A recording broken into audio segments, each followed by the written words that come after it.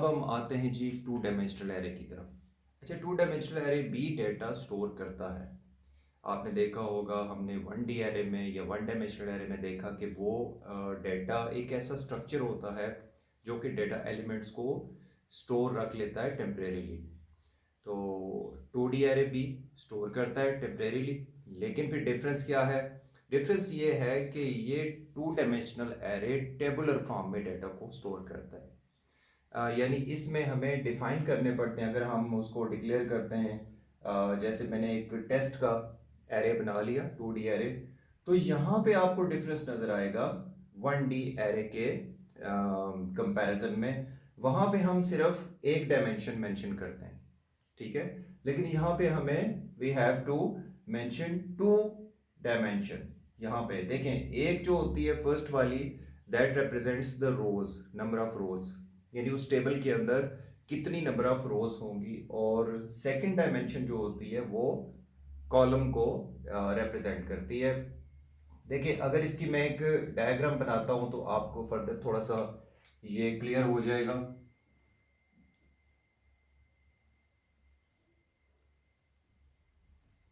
कि how it is different from one D array. तो यहां पे जैसे मैंने आपको बताया, ये वाला जो पार्ट होता है दैट रिप्रेजेंट्स द कॉलम्स, और ये पार्ट, ये पूरे के बाद का रो, ठीक है, ये रोज को, ठीक है। तो इसलिए इसको टू डायमेंशन भी कहते हैं कि इसमें आपको दो डायमेंशंस मेंशन करनी पड़ती हैं किसी भी एलिमेंट को एक्सेस करने के लिए। We must know the row number as well as the column number. तो इसमें मुझे 10 रोज बनानी पड़ेगी, 1 2 3, और थोड़ा आप एज्यूम कर लें जस्ट टू सेव टाइम। ये हमारे पास 10 बन गई हैं, 1 2 3 अप टू 10।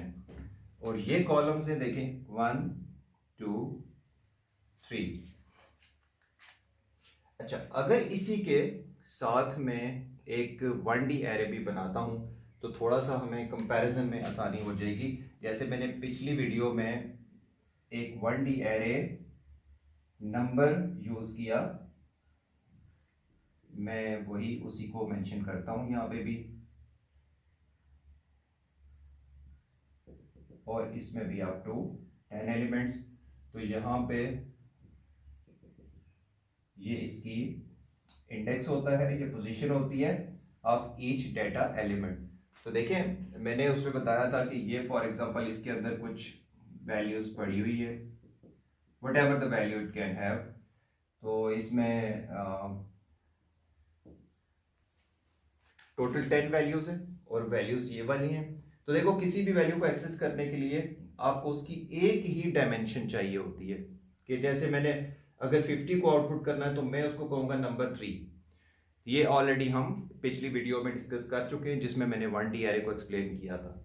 लेकिन अगर आपने टू डी एरे में किसी भी एलिमेंट को एक्सेस करना हो, जैसे यहां पे कुछ मैं डेटा इसमें डाल देता हूं, जस्ट ये एक सपोज डेटा है,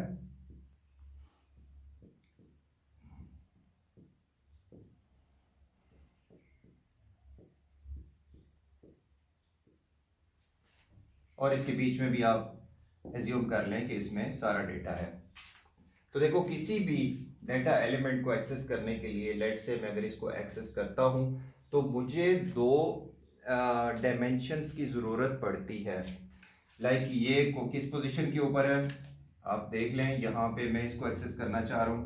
तो देखो, इसकी रो नंबर कौन सा है, 2, और इसका कॉलम नंबर कौन सा है, 3। तो इसको डिस्प्ले करने के लिए फिर मुझे यूं लिखना पड़ेगा, अगर मैं डिस्प्ले करना चाहता हूं, इसको आउटपुट करना चाहता हूं, तो मुझे लिखना पड़ेगा आउटपुट। अब इस पूरे का जो नेम था वो ये था, ठीक है। जैसे इसका वन डी एरे का नेम ये लिखा हुआ है, ठीक है, और ये टू डी एरे का नेम है, तो यही नेम यूज करना पड़ता है। और अब मुझे साथ टू डायमेंशंस मेंशन करनी पड़ेंगी। ये देखो, रो, सेकंड रो थी और थर्ड कॉलम, बीच में एक कॉमा आ जाता है। ये अगर आउटपुट करेंगे तो ये वैल्यू 45 को आउटपुट कर देगा। और इसी तरह अगर आपने कोई किसी भी पोजीशन के ऊपर कोई वैल्यू असाइन करनी है इस 2D एरे को, तो देखें फिर मैं क्या करूंगा। अगर मैंने यहाँ पे 5 की जगह मैंने कोई वैल्यू और एंटर करनी है, तो मैं इसको देखूंगा कि ये थर्ड रो के ऊपर है, रो को हम पहले पढ़ते हैं, और देखो फर्स्ट कॉलम के ऊपर है। तो मैं कहूंगा test third row comma first column, इसके अंदर कुछ भी वैल्यू आप डाल दे 59। तो ये जो 5 है that will be replaced with 59, तो ये 59 बन जाएगा। ठीक है, तो इस तरह मैंने आपको बता दिया कि किस तरह जो 2D एरे है इसको हम एक्सेस करते हैं। और जब भी एक्सेस करते हैं तो ब्रैकेट के अंदर आपको दो चीजें मेंशन करनी पड़ती है। You have to mention two things. The first one is the row, और जो सेकंड होता है वो उसका कॉलम होता है। ठीक है, अब अगेन मैं अगर आपके को एक छोटा सा क्वेश्चन दूं तो मुझे बताइए कि ये क्या करने जा रहा है।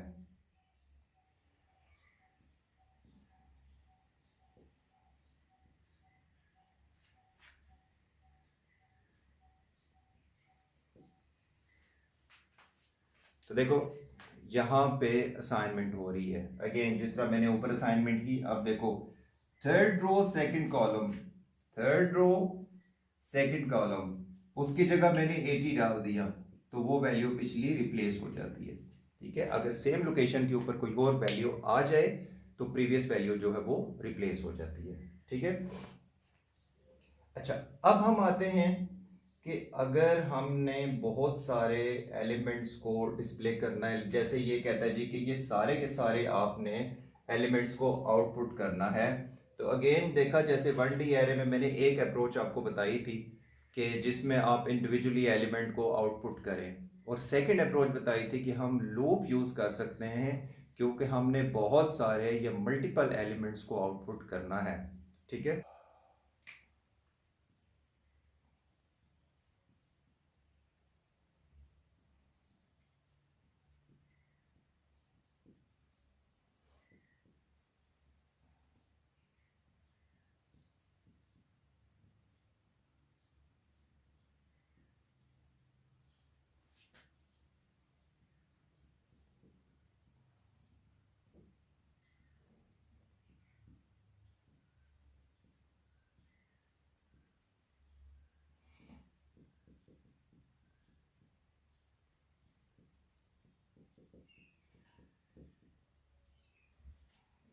अब आपको बताता हूँ ये लूप कैसे चल रही है।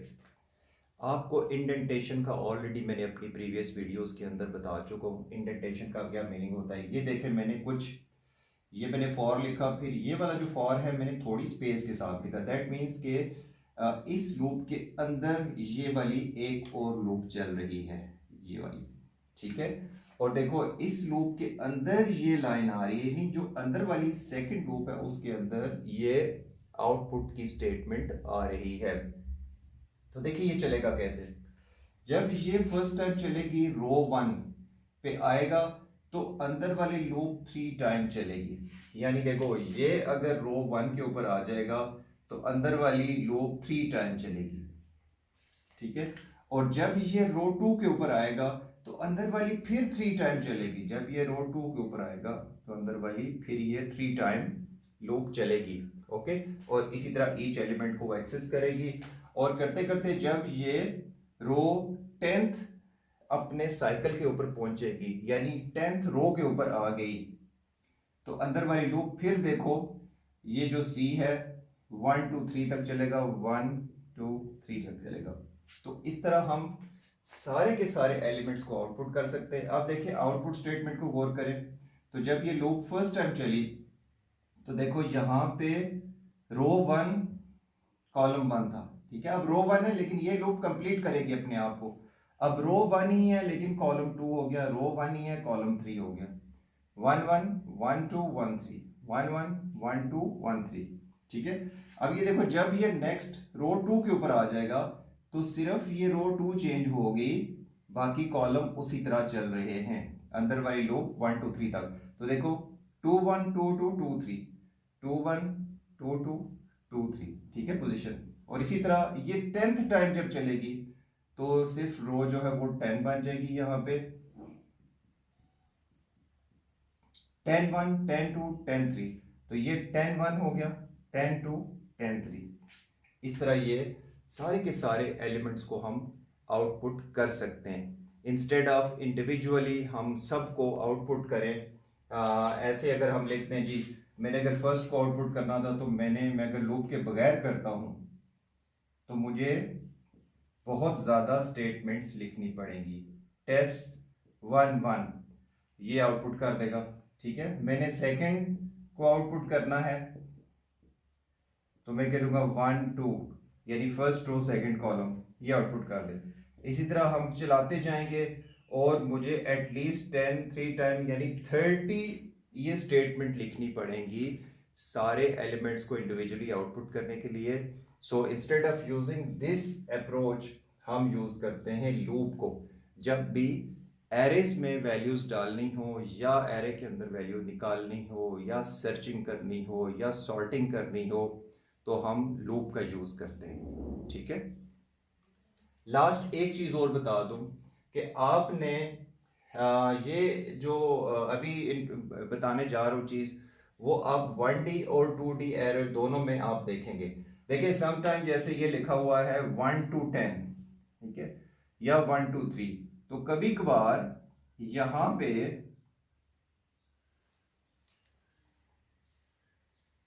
0 to 9 या 0 to 2 भी लिखा हो सकता है, इसका मीनिंग भी वही है। यानी अब वो जो कॉलम है वो 0 से स्टार्ट कर रहा है अप टू 9 तक, तो अगर 0 से काउंटिंग करें 9 तक तो फिर भी 10 एलिमेंट्स ही बनते हैं। तो इस कंफ्यूजन से बचने के लिए मैं आमतौर पे यहाँ पे 1 ही यूज करता हूँ, लेकिन अगर आप बुक्स में देखें इस तरह 0 तो उसमें आपने परेशान नहीं होना, आप दोनों अप्रोच यूज कर सकते हैं। आई होप कि थोड़ा आपको 2D एरे का कॉन्सेप्ट समझ आ गया होगा, और अगर फिर भी कोई डिफ़िकल्टी प्रॉब्लम आती है तो आपने कमेंट्स में ज़रूर बताना है। मैं कोशिश करूँगा कि उसको फिर से एक्सप्लेन करने की, डिफरेंट एग्जांपल से एक्सप्लेन करने की कोशिश करूँगा। और आप इस वीडियो को शेयर कर सकते हैं अपने दोस्तों के साथ भी। Okay, thank you so much.